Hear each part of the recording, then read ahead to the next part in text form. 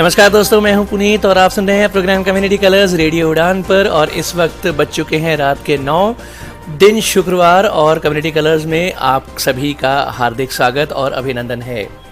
Community colours एक ऐसा programme जिसमें होती हैं डिसेबिलिटी न्यूज़ और साथ ही साथ होते हैं बहुत सारी इंफॉर्मेशंस, जानकारियाँ, सूचनाएँ और बहुत से नए नए सेगमेंट्स भी। फ़िलहाल न्यूज़ बुलेटिन आप प्रोग्राम कम्युनिटी कलर्स में सुनते हैं जिसमें होती हैं डिसेबिलिटी न्यूज़, और बहुत जल्द हम आपके लिए कोई ना कोई नया सेगमेंट लेकर हाजिर हो जाएंगे प्रोग्राम में।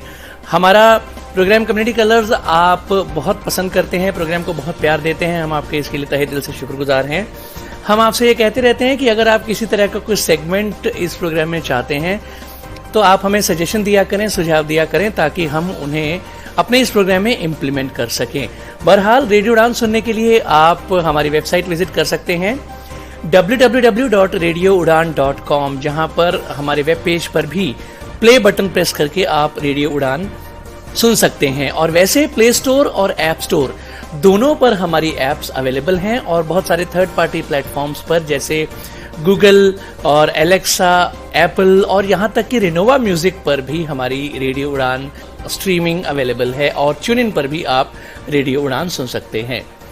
हमारा फेसबुक पेज लाइक करें, हमारे ट्विटर को फॉलो करें, हमारा यूट्यूब चैनल सब्सक्राइब करें, हमारे व्हाट्सएप ग्रुप्स को ज्वाइन करें। प्रोग्राम कम्युनिटी कलर्स आप सुन रहे हैं मेरे यानी पुनीत के साथ। दोस्तों, इस प्रोग्राम में एक बार फिर से आप सभी का स्वागत है। तो बढ़ते हैं अपनी खबरों की तरफ। नए स्कैनर यात्रियों को लैपटॉप हटाए बिना हवाई अड्डों के माध्यम से जिप करने देंगे। BCAS कैबिन बैग के साथ साथ फुल बॉडी स्कैनर की जांच के लिए नई सुरक्षा टेक्निक के लिए 1 महीने के भीतर टेक्निक मानदंड जारी करेगा। अपने लैपटॉप, मोबाइल फोन और चार्जर को स्क्रीनिंग से पहले अपने कैबिन बैगेज से निकालने के लिए हवाई यात्रियों की लंबी कतार जल्द ही भारत में इतिहास बन सकती है। उड्डयन सुरक्षा नियामक नागरिक उड्डयन सुरक्षा ब्यूरो से 1 महीने के भीतर टेक्निकी मानदंड जारी करने की उम्मीद है, जो हवाई अड्डों के लिए इलेक्ट्रॉनिक उपकरणों को हटाए बिना बैग को स्क्रीन करने के लिए आधुनिक उपकरण अपनाने का मार्ग प्रशस्त करेगा। BCS के महानिदेशक जुल्फिकार हसन ने बताया कि बेहतर सुरक्षा के साथ साथ यात्रियों की सुविधा के लिए नई तकनीकों की जरूरत है। दिल्ली हवाई अड्डे सहित सभी हवाई अड्डों पर कैबिन बैग की जांच के लिए तैनात मशीनों में सुधार करने की जरूरत है। वो पिछड़ रहे हैं। दोहरी एक्सरे, कंप्यूटर टोमोग्राफी और न्यूट्रॉन बीम टेक्निक जैसी टेक्निकें यात्रियों को लैपटॉप और अन्य इलेक्ट्रॉनिक उपकरणों को हटाने की आवश्यकता को समाप्त कर देगी।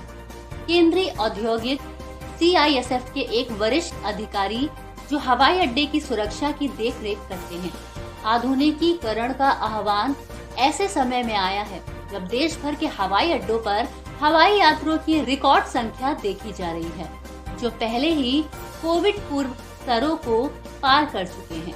11 दिसंबर को कुल 4,27,000 घरेलू यात्रियों को देखा गया था। दिल्ली हवाई अड्डे पर जहां हाल ही में अत्यधिक भीड़भाड़ के दृश्य देखे गए, जिसके परिणाम स्वरूप यात्रियों को अपनी उड़ानें खोनी पड़ी।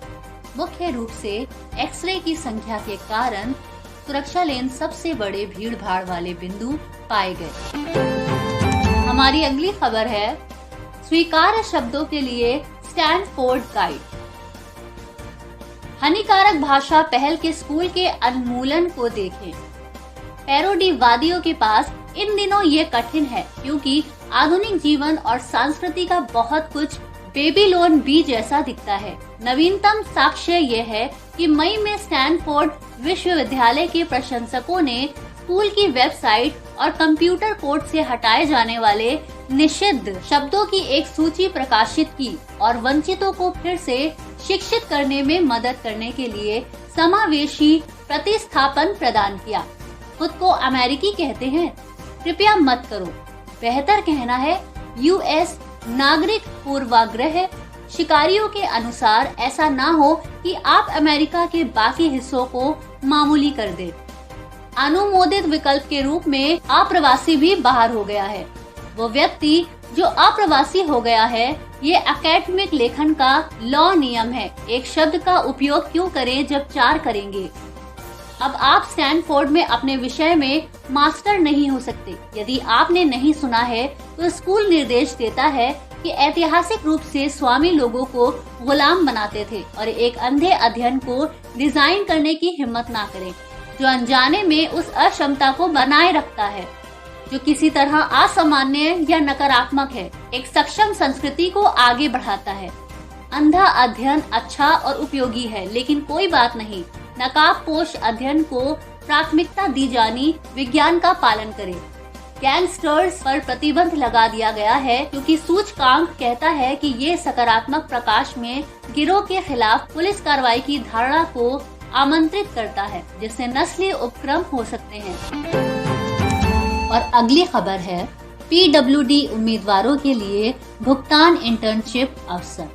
एक प्रसिद्ध बैंक विकलांग श्रेणी के उम्मीदवारों के लिए पूरे भारत में इंटर्नशिप का अवसर प्रदान कर रहा है। इंटर्नशिप 1 महीने की अवधि के लिए होगी जिसके दौरान इंटर्न को प्रशिक्षित किया जाएगा और प्रबंधक द्वारा प्रदर्शन की निगरानी की जाएगी।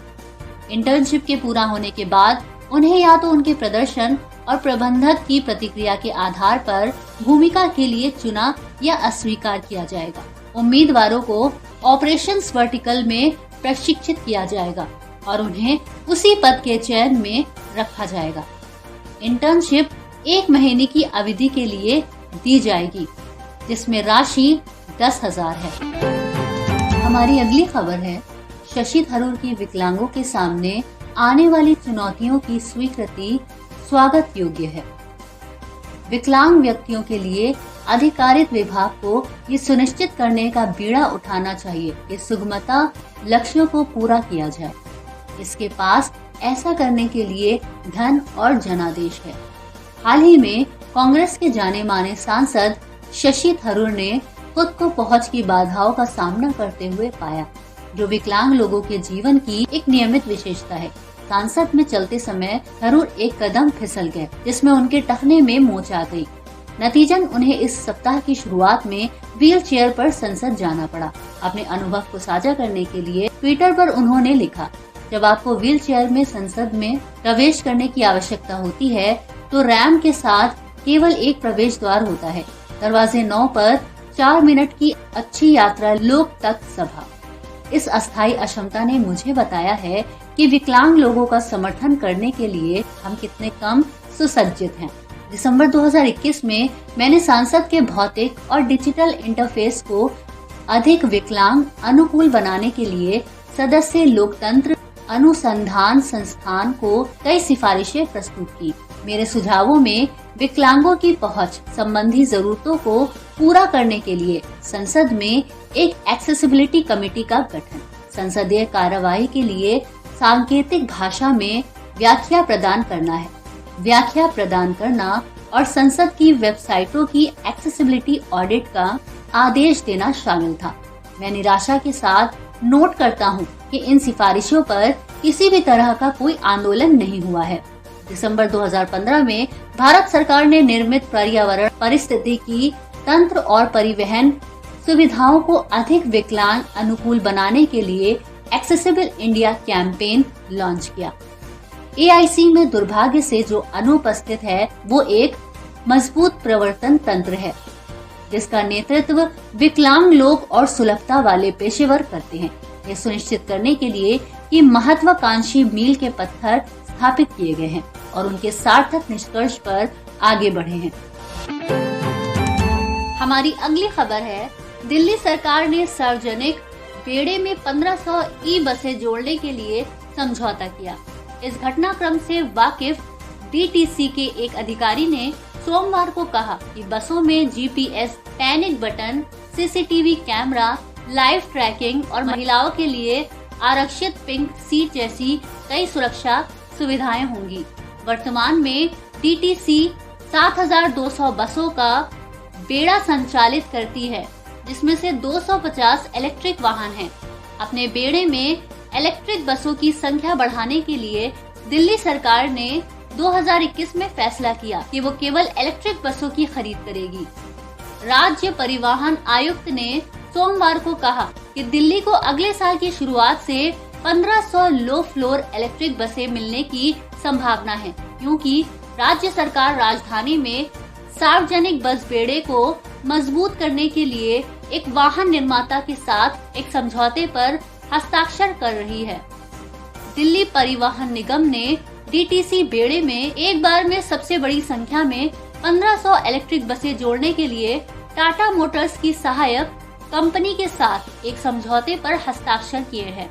ये राजधानी में ध्वनि और प्रदूषण मुक्त विद्युत गतिशीलता को और बढ़ाने की दिशा में एक महत्वपूर्ण कदम है और शहर में वायु गुणवत्ता में सुधार की दिशा में एक महत्वपूर्ण कदम है। पहले दिल्ली सरकार ने 300 इलेक्ट्रिक बसों की मांग की थी, जिसमें से 250 बसें पहले ही आ चुकी हैं और शेष 50 बसों को जल्द ही डीटीसी के बेड़े में शामिल किए जाने की संभावना है। दिल्ली परिवहन आयुक्त आशीष कुंद्रा ने कहा। इस घटनाक्रम से वाकिफ डीटीसी के एक अधिकारी ने सोमवार को कहा कि बसों में जीपीएस, पैनिक बटन, सीसीटीवी कैमरे, लाइव ट्रैकिंग और महिलाओं के लिए आरक्षित गुलाबी सीट जैसी कई सुरक्षा सुविधाएं होंगी। हमारी अगली खबर है, केंद्र ने विकलांग व्यक्तियों के पुनर्वास, उपचार और शिक्षा के लिए शुल्क माफी की घोषणा की। विकलांग व्यक्तियों के लिए पुनर्वास सुविधाओं तक पहुंच बढ़ाने के उद्देश्य से केंद्र सरकार ने सभी 9 राष्ट्रीय संस्थानों और राज्यों के 21 संबद्ध समग्र क्षेत्रीय केंद्रों में पंजीकरण, निदान और उपचार के लिए शुल्क माफ करने का फैसला किया है। 1 जनवरी उन सभी के लिए जिनके पास अद्वितीय दिव्यांगजन है। लाभ उन लोगों को भी दिया जाएगा जिनके पास विकलांगता प्रमाण पत्र है और वो UDID पोर्टल पर नामांकित हैं, भले ही विकलांगता का प्रतिशत कुछ भी हो। जिन लोगों ने अभी तक UDID की कार्ड के लिए पंजीकरण नहीं कराया है, उनकी सहायता के लिए एक विशेष काउंटर भी स्थापित किया जाएगा। विकलांग व्यक्तियों के अधिकारिता विभाग के सचिव राजेश अग्रवाल ने सभी NI के निदेशकों को लिखे एक पत्र में उन्हें NICRC में विभिन्न पाठ्यक्रमों में नामांकित उन छात्रों के लिए पूर्व पाठ्यक्रम शुल्क की छूट की, साथ ही उनके लिए जिनके पास विकलांगता का प्रमाण पत्र है और UDID पोर्टल पर नामांकित है, भले ही विकलांगता का प्रतिशत कुछ भी हो। ये छात्रों के 2022-23 बैच के लिए प्रभावी होगा। शुल्क माफी उन सभी को भी कवर करेगी जो 2 साल या उससे अधिक अवधि के पाठ्यक्रम कर रहे हैं और अपने दूसरे, तीसरे और चौथे वर्ष में हैं। केंद्रीय सामाजिक न्याय और अधिकारिता मंत्री डॉक्टर वीरेंद्र कुमार ने कहा, इस तरह की पहल अन्य सरकारी संगठनों के लिए UDID कार्ड को विकलांग व्यक्तियों के लाभ से जोड़ने का मार्ग प्रशस्त करेगी।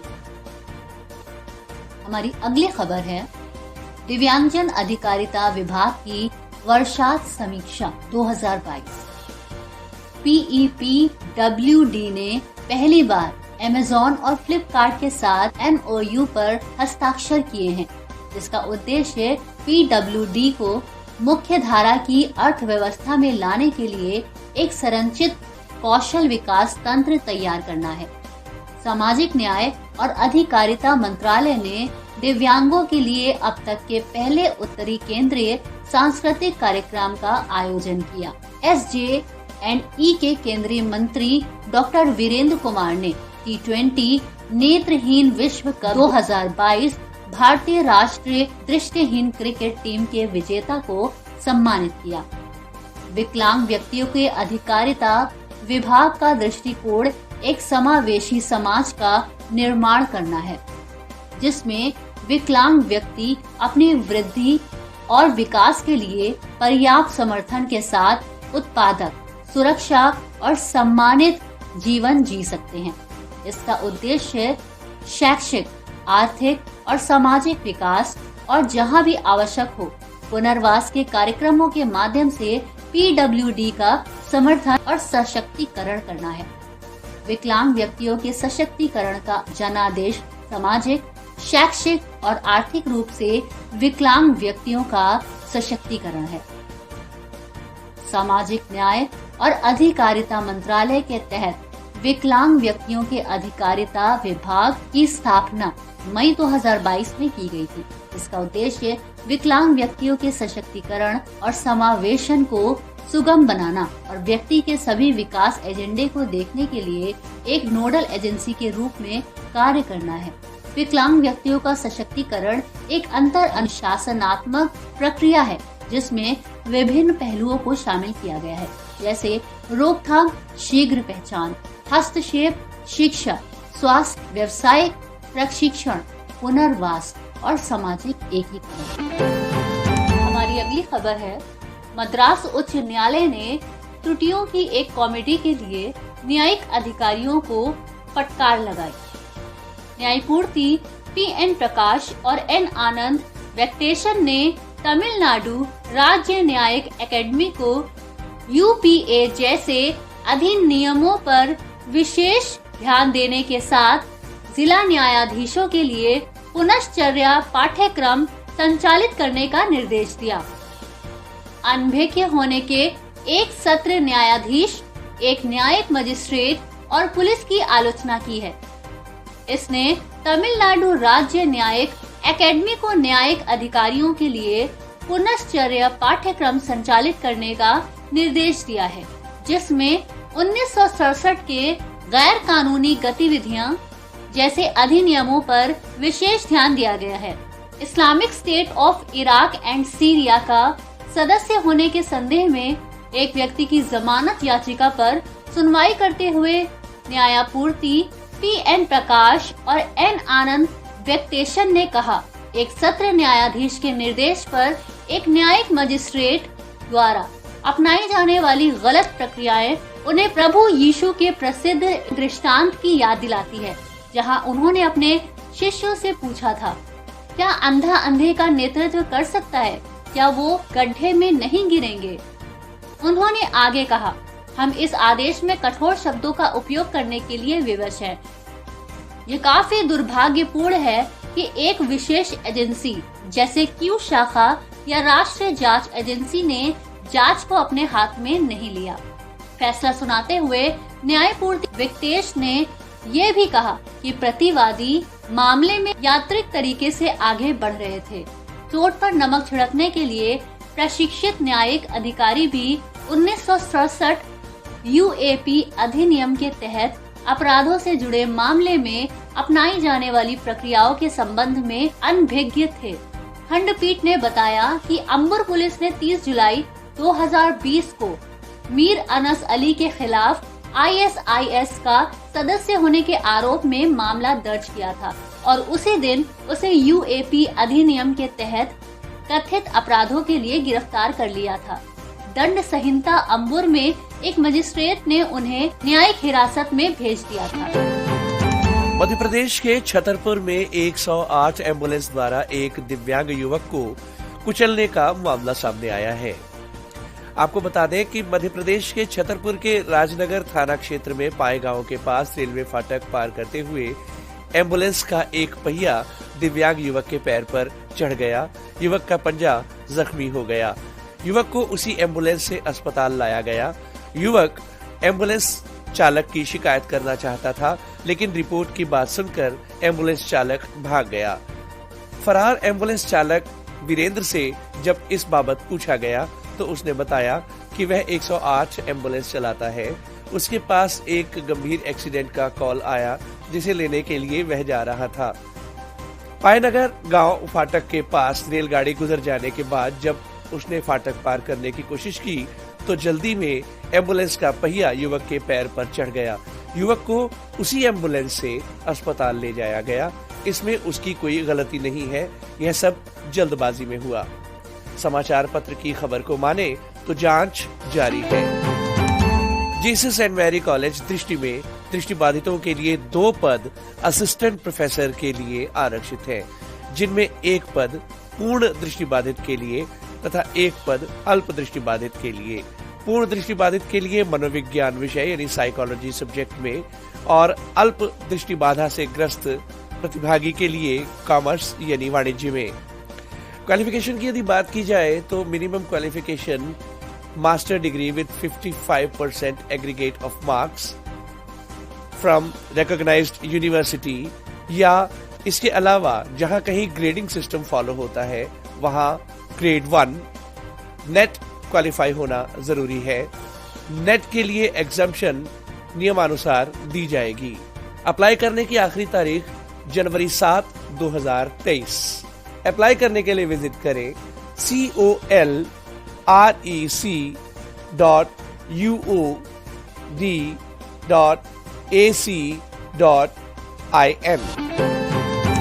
आइए अब बात करते हैं वर्ल्ड कप विजेता इंडिया टीम के खिलाड़ी सदस्य सुरजीत मुंडा की, जो वर्ल्ड कप विजय के पश्चात अपने शहर रांची लौटे।